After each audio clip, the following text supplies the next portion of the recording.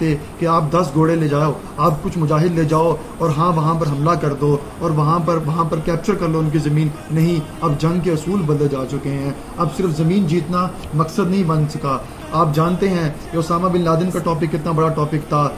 मेरे जहन में तो सिर्फ यही बात है कि अमेरिका इस वक्त अफ़गानिस्तान से निकलना चाहता था। शायद उसने इस वजह से ये एक झूठी कहानी बनाई है, सच्ची कहानी भाई वल्लाह आलम, वो तो उन्हीं को पता है और अल्लाह को पता है कि आखिर असल बात क्या थी। लेकिन अब जंग का वो मौजू नहीं, और मैं आपको यही बताना चाहता हूँ कि हाँ, अब सोच बदलने का ही टाइम है। अब अगर आप वही पुरानी बातों पर रहे तो शायद मुल्क जिस तरह का पहले था अब भी वही वैसा ही रहेगा। 1947 से लेकर अब तक कितने साल हो गए, कोई एक अच्छा हुक्मरान पाकिस्तान में आया हो, 2-4 लोगों की बातें की जा सकती हैं, इससे ऊपर नहीं। वतन पे जानो दिल कुर्बान, ये वतन हमारा, इस वतन से पहचान हमारी, ये वतन हमारा कुर्बान।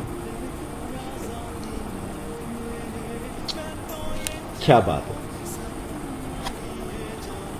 ठीक है कि आपकी इस बात से मैं बिल्कुल एग्री करता हूँ, एग्री करूँगा और करता रहूँगा कि सोच को बदलने से ही तरक्की का अमल शुरू होगा। लेकिन फिर भी आप उस सोच को बदलने के साथ साथ अगर अपने बड़ों को साथ लेकर चलेंगे तो हर काम ठीक होता जाएगा, क्योंकि वो आपको सही और गलत की आपसे ज़्यादा पहचान करा सकते हैं। ये ठीक है कि आप अपनी सोच को बदलिए, और हम कहो पाकिस्तान पर बार बार एक ही बात करते हैं कि हमें सोच को बदलना है। पहले अपनी सोच को, फिर घर वालों की सोच को, फिर अपने अहले मोहल्ला की सोच को, अहले इलाका की सोच को, फिर आप एक शहर की सोच को बदलेंगे, फिर उस सूबे की सोच को बदलेंगे, और आहिस्ता आहिस्ता पूरे पाकिस्तान की सोच को बदल सकते हैं। आपकी बात से मैं यहाँ तक तो एग्री करता हूँ, लेकिन आप ये कहें कि 1947 से आज तक क्या बदला है, या कि वो पुराना दौर था आज पुराना दौर है, वो पत्थर का ज़माना था आज वो ज़माना नहीं है। बिल्कुल ठीक है, आज वो ज़माना नहीं है, जंग के असूल भी बदले जा चुके होंगे, लेकिन आज भी जंग आप हिकमत अमली से ही जीतते हो। आज भी जंग जीतने के लिए आपको दलेर और शेर जवानों की ही ज़रूरत पड़ती है। ऐसा नहीं है कि पहले आप जंग जीतते थे कि आपकी हिकमत अमली होती थी, और आज आप जंग जीतते हो कि बस आपने असला है आपके पास एटम बम है, गिरा दिया और जंग जीत ली। ऐसे अब भी जंग नहीं जीती जाती। जंग के मेन असूल वही हैं जो पहले थे। सिर्फ पहले घोड़े इस्तेमाल होते थे, अब टैंक इस्तेमाल होते हैं। पहले जो मंजनीक उसे मेरे ख्याल कहते हैं, जो गोलाबारी करती थी, जो पत्थर के गोले होते थे, अब उसे आप टैंक कह लो। अब क्लाशनकोव होती है, C-47 होती है, मशीन गन्स होती हैं, कार्बन गन्स होती हैं। चीज़ें बदल गई हैं, AK-47 होती हैं, लेकिन जो मेन असूल है, जो बुनियादी असूल जिस पर जंग कायम है, बेहतरीन हिकमत अमली, दुश्मन को चारों तरफ से काबू कर लेना और चित कर देना, वो वही है। मतलब ये कि आपके बड़ों के बनाए हुए असूल गलत नहीं है। हाँ, कुछ चीज़ें ऐसी हैं जो उनको रिजिड नहीं होना चाहिए, लेकिन आपको उन्हें साथ लेकर चलना है। आप उनके साथ दें, वो आपका साथ दें, हम एक बेहतरीन मुस्तकबिल और एक बेहतरीन पाकिस्तान पा सकते हैं। खैर, इस पर मैं आपके कमेंट्स ज़रूर लूँगा, लेकिन मैं आपसे एक सवाल भी करता चलूँ ताकि आप दोनों चीज़ों का साथ साथ जवाब दें। ऐसा ना हो कि मैं आपका कमेंट लूँ फिर मैं जवाब आपसे कोई काउंटर सवाल करूँ। तो पहले ही मैं एक सवाल करता हूँ ताकि उसके बाद आप जवाब दे सकें। आपने कहा कि सबसे बड़ा मसला पाकिस्तान में लिटरेसी रेट का है। आपने ये भी कहा कि शायद 16% ऐसे लोग हैं जो बाकायदा तौर पर पढ़े लिखे कहलाए जा सकते हैं। वो पढ़ा लिखा तबका जिसकी आपकी निशानदेही की, उसने पाकिस्तान के लिए क्या किया?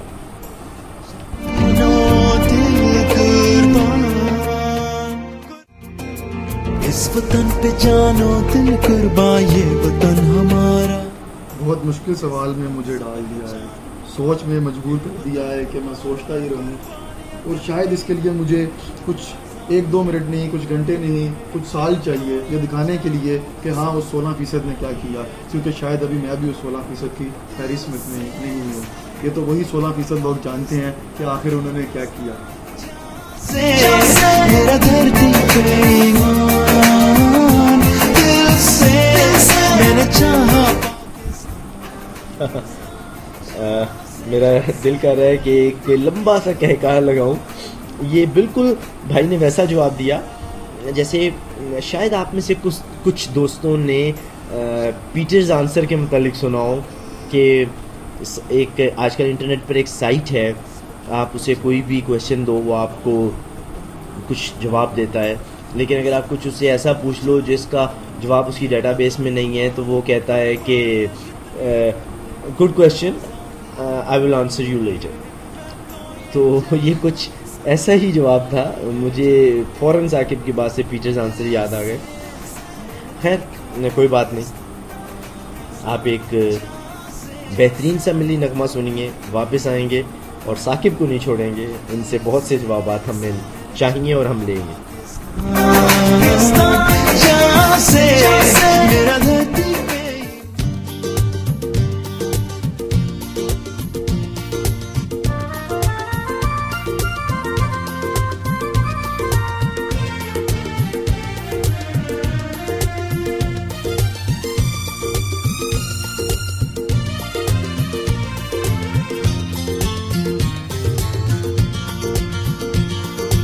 वतन की मिट्टी गवाह रहना।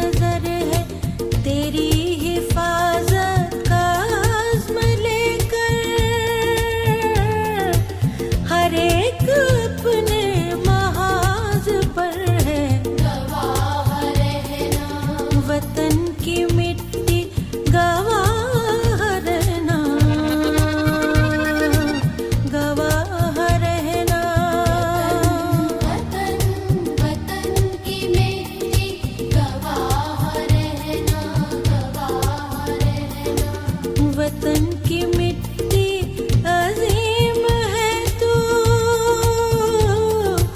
अजीम तर हम बना रहे हैं। गवाह रहना, गवाह रहना, वतन की मिट्टी गवाह रहना,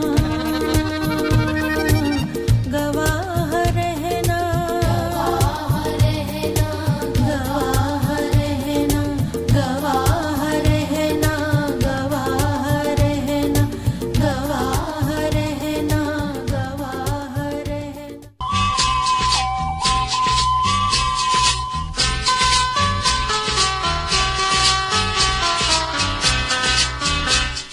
I love Pakistan. मैं भी पाकिस्तान हूँ, तू भी पाकिस्तान है। मैं भी पाकिस्तान हूँ, तू भी पाकिस्तान है।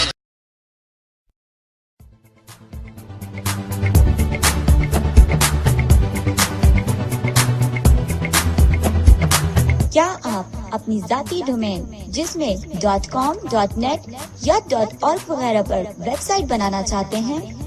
अभी MSN प्राइवेट लिमिटेड पाकिस्तान की स्पेशल ऑफर से फायदा उठाएं और हासिल करें अनलिमिटेड वेब स्पेस और फ्री डोमेन, जिसमें आपको मिलेंगे लातादाद ईमेल अकाउंट और बहुत कुछ।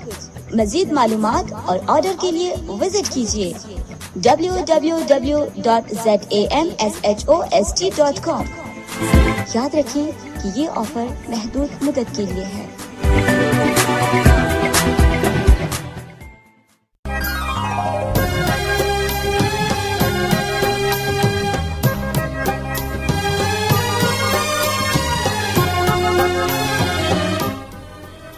आवाज़ दिल में घर करने का हुनर जानती है और यही आवाज़ लेकर हम आप तक आना चाहते हैं।